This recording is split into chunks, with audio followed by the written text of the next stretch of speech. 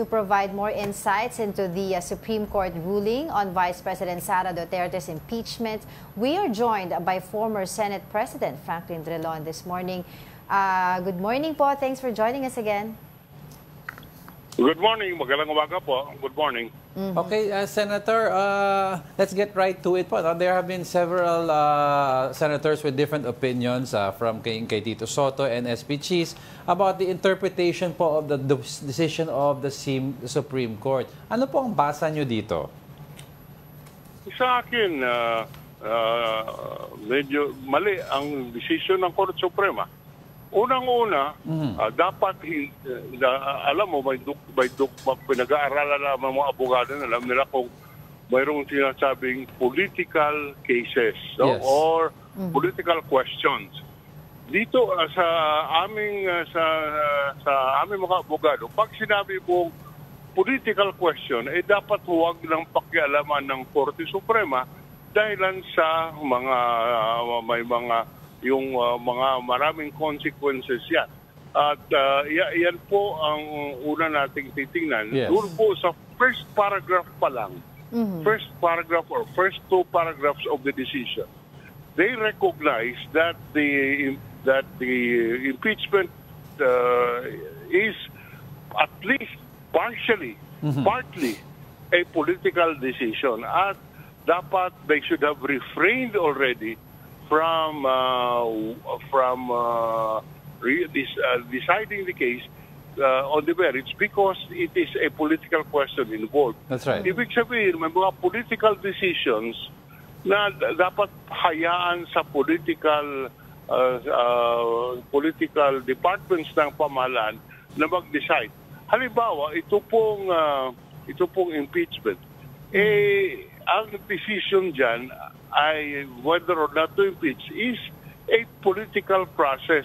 At uulitin ko lang, doon po sa first two paragraphs ng decision mismo, sinabi na nila na by political process at least partly.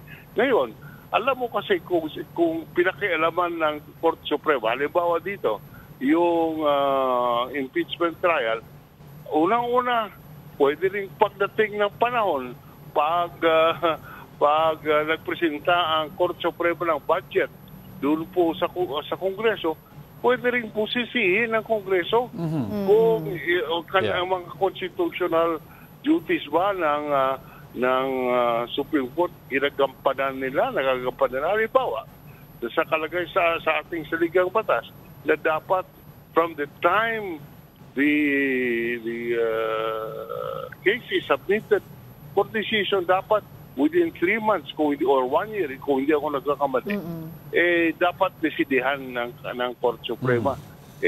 Talangin, ilan ba ang kaso na nakabinbin na hindi pa nadedesisyonan after 1 year? So, there are many, or yung mga basta, kaya sa aming mga abogado, isa sa aming napag-aralan, dapat tanggapin ang record ng Kongreso at huwag questionin. Kung ang record sinasabi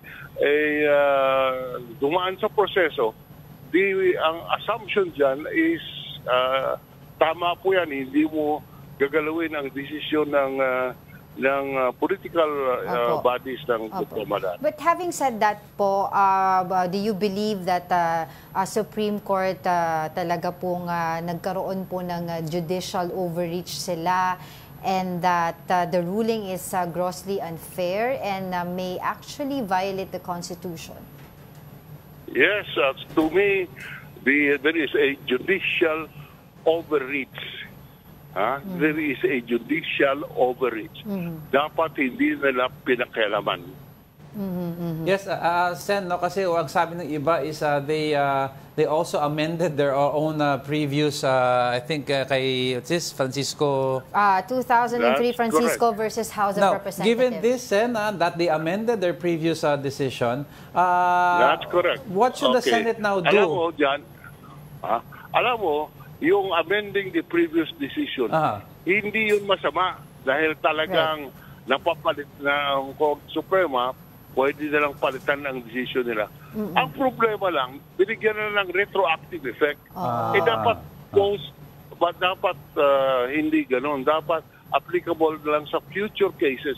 Ito, they changed the rule. The House of Representatives followed the rule, but the court changed the rule and made it apply to this particular case. Dapat prospective ang application, hindi retroactive. So what happens now, former Senator Drilon? Kasi ang Senate on August 6 will convene as a Senate in the plenary, not as an impeachment court. Kasi sabi po nila, wala na silang jurisdiction over this case.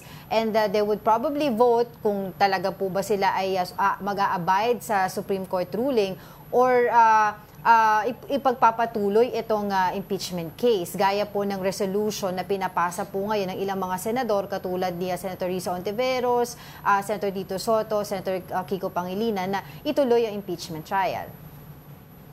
Sa akin po, para maiwasan natin ang constitutional crisis, dapat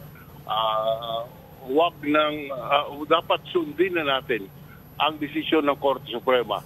At dapat naman, on the other hand, ang Korte Suprema dapat tingnan nila muli ang kanilang decision kung pwede ba nilang makorekt yung kanilang pagkakamali na sa tingin ng maraming abogado, nagkamali sila. So, two things. Number one, ako'y hindi sang-ayon na magkaroon ng crisis, ng constitutional crisis by the Senate insisting on a trial. We must respect the decision of the Supreme Court. But having said that, mayroong motion for reconsideration naman na ipafile ang House of Representatives. Kung hindi pa na-file, dapat naman tingnan ng Supreme Court ang kanilang decision. Pwede bang baguhin doon? Siguro maganda kung magkaroon ng oral arguments para po maliwanagan lahat at mga tanong kagaya ng mga tanong natin, may tanong doon sa oral arguments. Ang tanong dito, Senator Drilon, kasi the impeachment process is supposed to be a tool for sa ating mga kababayan to hold our officials accountable. Now, does this new decision render the impeachment process weaker? And given also that the justices sa Supreme Court po are impeachable officials? I do not, being weaker or not, I have no opinion, but sa akin lang po, masyadong pinakialaman ng Korte Suprema ang kaso na dapat hindi nila binigyan ng ganung klaseng treatment. Medyo, sabi ko nga, may judicial overreach. Dapat hindi nila pinakialaman ng ganitong paraan. Well, moving forward, former Senator, as someone who has served in the Senate for many years, how should legislators now approach impeachment proceedings after this ruling? Again, paano po? Hindi kita masyado. As someone who has served in the Senate for many years, how should legislator now moving forward approach impeachment proceedings after this ruling? Well, dapat lang, sundin lang Korte Suprema sa aking tingin. Mag-iingat lang at Korte Suprema mag-iingat din. Dahil hindi naman pwedeng padalos-dalos yung mga ganitong klase. Mag-ingat din sila dahil sa kanilang kapangyarihan ang stability ng ating mga institution sa ating bansa. Kaya ako'y nakikiusap na kung pwede sana tingnan muli ng Korte Suprema kung dapat silang baguhin sa kanilang decision. Pero looking back, Senator, sa naging proseso po nitong impeachment case against VP Sara, some po do you think that the Congress or lower house may have erred a little in technical... Looking back po at itong process, nitong impeachment na kay VP Sara, do you think Congress po or the lower house invited these kind of decisions because of technicalities or medyong hindi sila sumunod sa process? Hindi kita maintindihan. Sa akin, sinunod ng House of Representatives ang proseso. What about the Senate Ang po? proseso na nakalaan noong tinalakay nila ang impeachment complaint, sinunod nila ang decision ng Court Suprema. Unfortunately, yung Court Suprema, sa aming tingin, may panibagong patakaran na inimpose at ginawang retroactive. But what about the Senate po? Do you also share the sentiment of the others saying na nagkaroon lang talaga, nag-delaying tactics lang ang Senate, headed by the Senate President Chis Escudero, dito sa nangyari na to? I don't want to comment on that. I think it's not fair for me to comment. Alright. Those are the conclusions which I leave to for the people to judge. Well, taking this opportunity, former Senator Drilon, to ask you na rin po regarding doon sa mga pinag-uusapan din po ngayon sa both houses, yung kanilang pagiging open po ng BICAM, pagdating po sa usapin ng budget. Do you believe na tama po yung gano'n na lang po yung gawin natin dahil nag-ugat po itong mga usapin na to sa usapin ng budget and also doon na rin po sa usapin ng flood control budgets na dapat daw po binubuksan na sa publiko yung bicameral conference na ito para po nalalaman po ng taong bayan yung ginagawa sa pagbabudget ng ating pera? Sang-ayon po ako dyan. Dapat open to the public. Ngunit hindi po yan ang buong solusyon. That's a good start. I endorse it. Dapat buksan sa publiko. Pero may mga gawin pa sigurong dapat para po talagang babantayan ng taong bayan kung ano ang ating mangyari sa ating budget.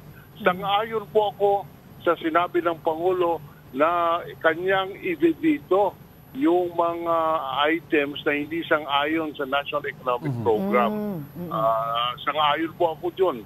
At dapat po i-veto or hindi or i-impound. Yan po ang pwede nilang gawin. I-veto ang mga items na yan na hindi sang-ayon sumusunod sa National Expenditure Program, i-veto or kung or lalagyan ng for later release. Ginagawa. Okay. Were you able to watch po the SONA of President Bongbong Marcos last Monday? What's your take on that po? Baka meron po kayong gustong sabihin regarding that. Wala na. Okay na sa akin. Okay, doon po sa usapin po nung Senator Bam Aquino and Senator Kiko Pangilinan na naging usapin din po sa pagsali po nila sa mayorya. Do you have, what's your take on that po? Sa akin po, ang importante na ang kanilang plataforma ay kanilang magampanan. Dahil yan po ang titingnan ng taong bayan kung talaga bang sincero sila sa kanilang programa tungkol sa agrikultura at saka sa edukasyon.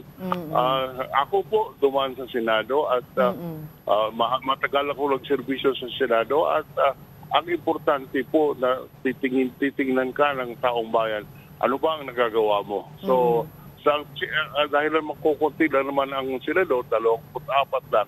Kaya po yung mga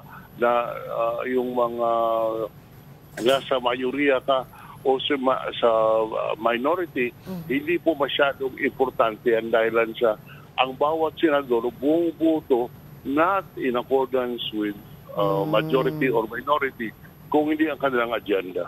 So para po sa inyo, tama lang po yung kumbaga strategiya na ginawa po nung dalawang bagong pag-upo na senador po natin? Tama po yan. Tama po. Okay. And lastly, taking your time pa rin po. Tama na siguro. May ginagawa pa ako. Alright. Maraming salamat po sa inyong oras. Thank you very much. Okay, that was our former Senate President, Franklin Drilon.